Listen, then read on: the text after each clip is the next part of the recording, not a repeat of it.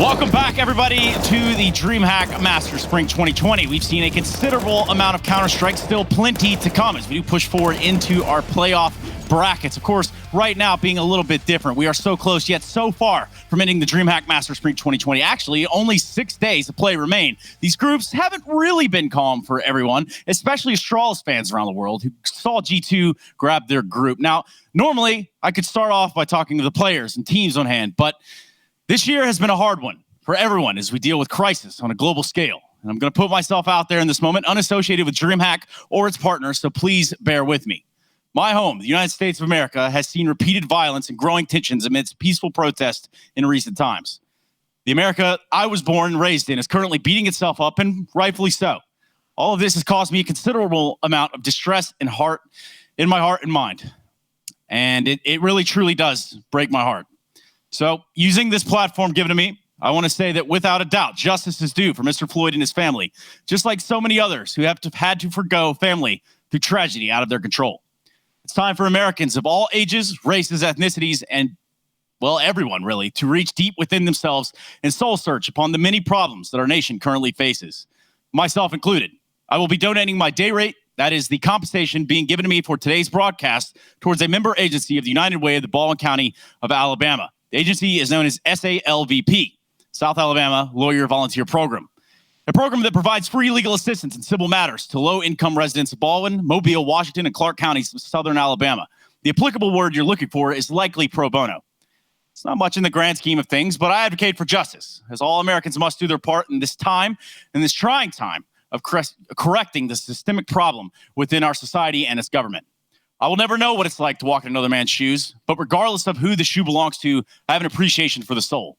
Racism is not okay, nor does it have a place in any aspect of our society. And gamers, I hope my message is loud and clear.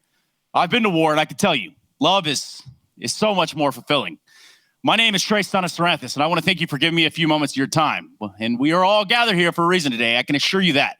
I'm sure my bosses are more than sweaty right now, so allow me to introduce you, the world class, the best of the best, the hottest of the hot, the DreamHack Master Spring 2020 playoffs.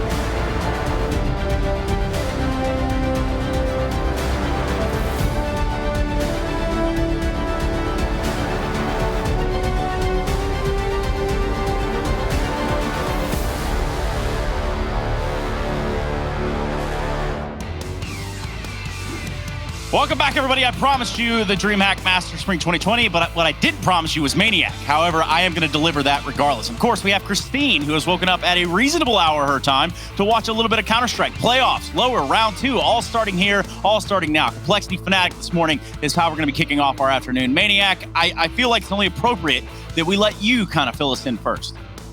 Well, hi everyone.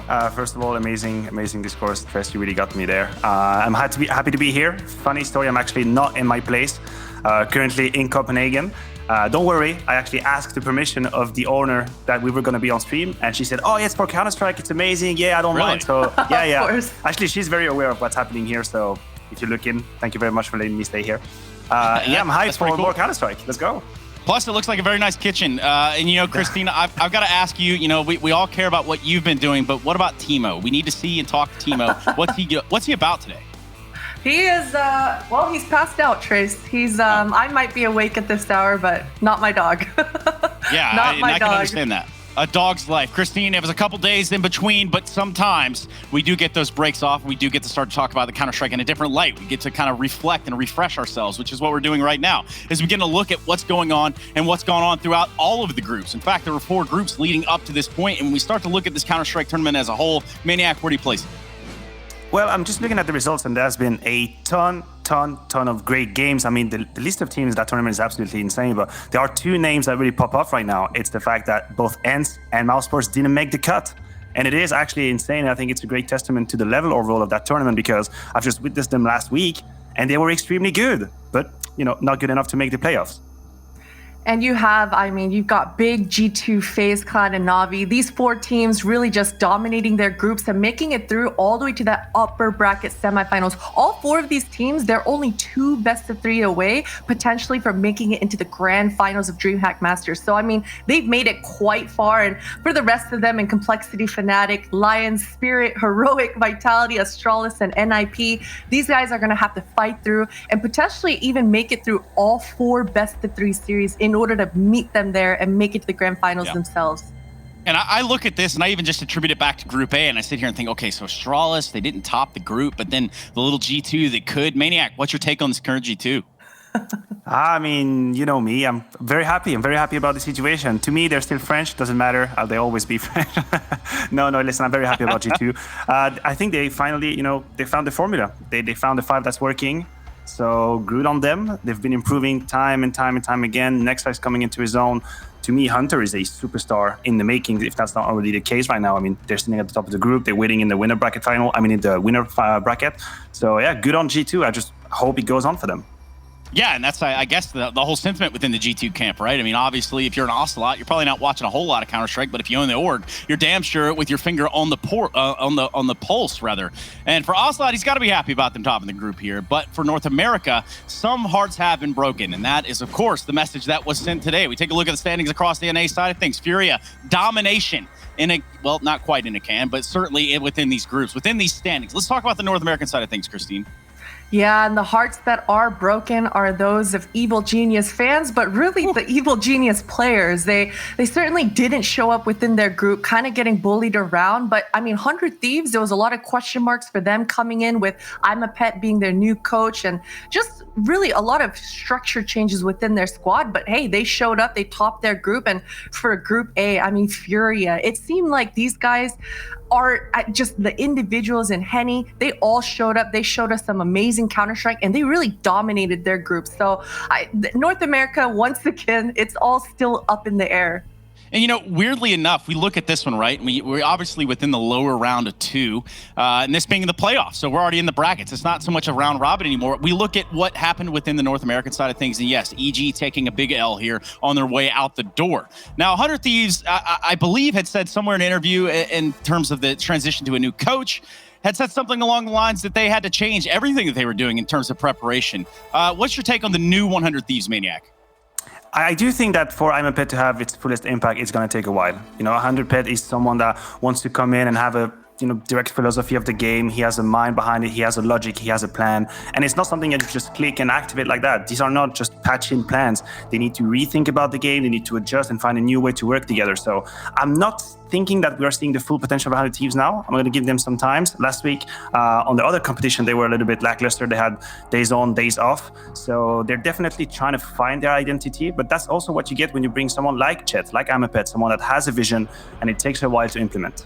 So we've got 3 matches today, and that means that 3 teams are going to be eliminated. And I do think that, 100 Thieves aren't going to be one of those. I can assure you that. As we look at the kind of the way that this one is all shaped down, how the scheduling works, we look at it, we have Complexity, Fnatic, Mad Lion, Spirit, Heroic, Vitality, and there's only one name that rings a bell right now, and I'm pretty sure that everybody can hear it just right there in the back of their head. They just can't put it together, and that's going to be God Hunden.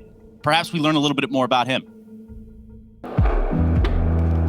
I think I started to become the in-game leader already back in Counter-Strike Source, so around 2010 or something like that. But I think it was naturally for me to go from player to coach, I think I underperformed the most of 2020, to be honest. So it was naturally for me to take a step back and see what I can do best for a team, and that was for sure being the coach, being the guy who is creating strats, doing the anti-strat and all these things. So I'm surprised to see how much preparation you need to do as a coach. I'm happy with what I achieved as a player, especially the last year with Tricked and Mad Lions. I'm really proud of that. And also all the younger talents that I found, like Yugi, Config, Nico, Glaive when he was 14 years old in Counter-Strike Source. I played with him as well. And I think I have always been a part of who I wanted on my teams. Back in Copenhagen Wolves, it was me and Glaive who started up that team. And most of the times I have always been lucky to get the players I wanted to play with. I have always been pretty open-minded about the scouting of my players, the players on my team. So I have created something special for the older players in the scene. Like we can see it in Poland now with Neo and Tess. They also try to play with talented players now and young players to see if they can get back on track with those players. And I'm happy to see that such two legends also try out this way that I have done for so many years. So I have done something for the scene, that's for sure. I think it's a good beginning for me as a coach to start here with a younger heroic lineup, but I could see myself on an international team as well. That's for sure. I would like to try that out later on, but I think the beginning here with heroic is really good for me because I know all the players, I know how they work, I know what they want to achieve, and I think it's possible to achieve what they want to achieve.